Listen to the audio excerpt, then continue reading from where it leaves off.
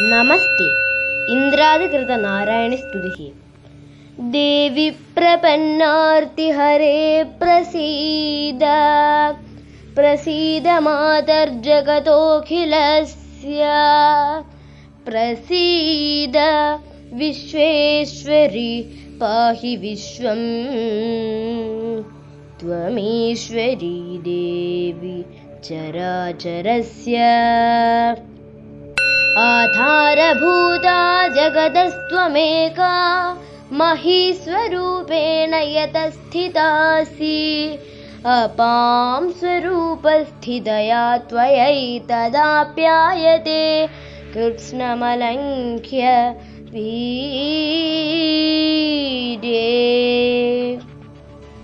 त्वं वैष्णवी शक्तिरनन्तवीर्या विश्वस्य बीजं परमासि माया सम्मोहितं देवि समस्तमेतत्त्वं वै प्रसन्ना भुवि मुक्तिहेतुः।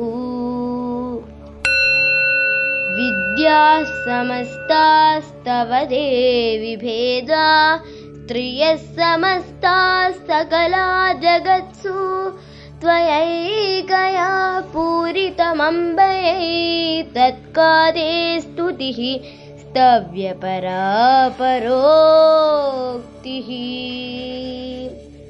सर्वभूता यदा देवी भुक्तिमुक्तिप्रदायिनी त्वं स्तुता स्तुतये का वा भवन्तु परमोक्तयः।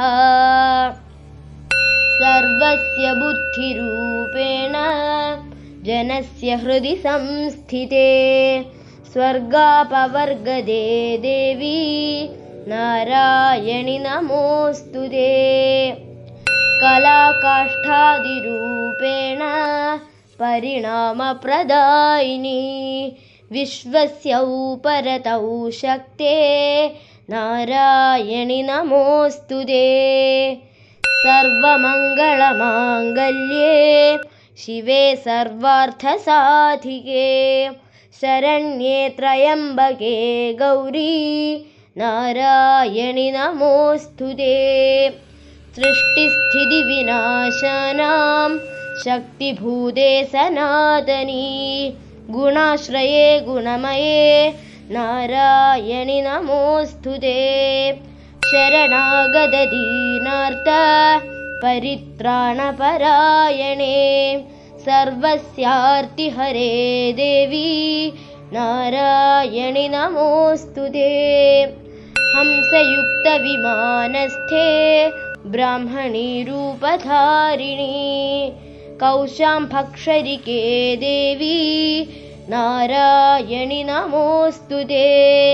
त्रिशूलचन्द्रहिधरे महावृषभवाहिनी माहेश्वरी स्वरूपेण नारायणि नमोऽस्तुते।